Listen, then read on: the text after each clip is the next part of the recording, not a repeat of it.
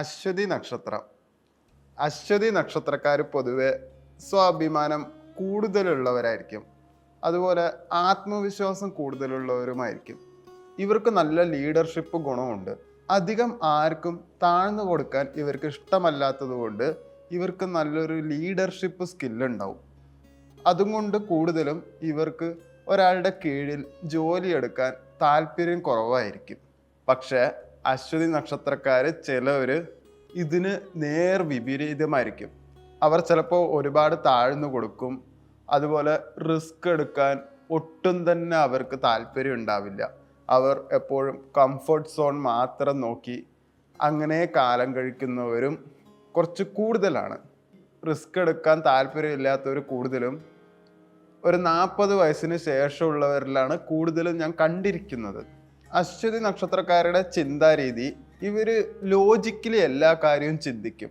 ഇവർക്ക് ഒരു കാര്യം നേടിയെടുക്കണം എന്ന ആഗ്രഹം തോന്നിയാൽ അതിനുവേണ്ടി ഇവർ മെല്ലെ മെല്ലെ മാത്രമേ മുന്നോട്ട് നീങ്ങുകയുള്ളൂ. വ്യത്യസ്ത ദിശയിലും ഇവർ പ്രാവീണ്യം കാണിക്കാറുണ്ട്. കല, യാത്ര ഇതുപോലെയുള്ള കാര്യങ്ങൾക്കൊക്കെ ഇവർക്ക് വലിയ താല്പര്യം കൂടുതലാണ്. ഇവരുടെ ചിന്താരീതിയിൽ ഇവരുടെ ഭാവി പലപ്പോഴും ആത്മവിശ്വാസത്തോടെ മുന്നോട്ട് പോകുന്നത് കൊണ്ട് ഇവർക്ക് സക്സസ് ഉണ്ടാവും. പക്ഷേ ഇവർ ക്ഷിപ്രകോപികളായതുകൊണ്ട്, ഈഗോയിസ്റ്റിക് ആയതുകൊണ്ടും ഇവർ ചിലപ്പോൾ നേരെ താഴേക്ക് വീഴാൻ സാധ്യത വളരെ കൂടുതലാണ്. വെല്ലുവിളികൾ എപ്പോഴും ഇവർ നേരിടുണ്ടാവും. അതുകൊണ്ട് ഇവരുടെ ശക്തി കൊണ്ട് ഇവർ അതെല്ലാം നേരിടും. അശ്വതി നക്ഷത്രക്കാരുടെ സ്വഭാവം അനുസരിച്ച് അശ്വതി നക്ഷത്രക്കാർക്ക് ചേരുന്നത് തൃക്കേട്ട, അനിഴം, വിശാഖം എന്നിവരുമായി നല്ല പൊരുത്തം കാണാം. ഈ 3 നാളുകാർക്കും അശ്വതി നക്ഷത്രക്കാർക്ക് ആത്മീയമായും മാനസികമായിട്ടും മനസ്സർപ്പിക്കാൻ കഴിയുന്നതാണ്.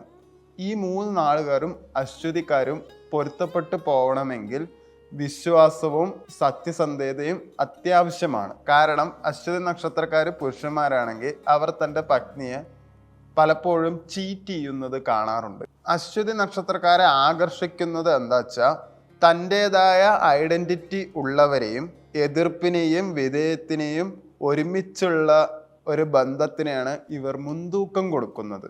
പതിവായിട്ട് ഇവർ ഒരു വിചാരണ നടത്തുകയാണെങ്കിലും അശ്വതി നക്ഷത്രക്കാർക്ക് അവരുടെ സ്വാതന്ത്ര്യത്തിന് വിടുന്നവരെയാണ് അവർക്ക് കൂടുതൽ താല്പര്യം ഉണ്ടാവുക. ഞാനൊരു പ്രൊഫഷണൽ ആസ്ട്രോളജിസ്റ്റ് അല്ല, ഞാനൊരു പേഴ്സണലി ഒരു സൈക്കോളജിസ്റ്റാണ്.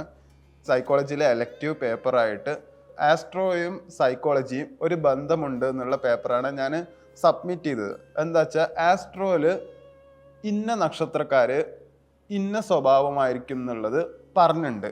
അപ്പോൾ അത് ഞാൻ കുറച്ച് പേരെടുത്ത് പരീക്ഷിച്ച് നോക്കിയപ്പോൾ അത്യാവശ്യം 10 പേരിൽ 8 പേരും അത് ശരിയായിട്ട് തന്നെ വന്നു. അപ്പോൾ ഈ സ്വഭാവക്കാർ ഇങ്ങനെയൊക്കെ ചിന്തിച്ചാൽ ഇവരുടെ ഭാവി ഇങ്ങനെ ആയിരിക്കും എന്ന് ഒരു അസംഷനിൽ ഞാൻ എത്തി.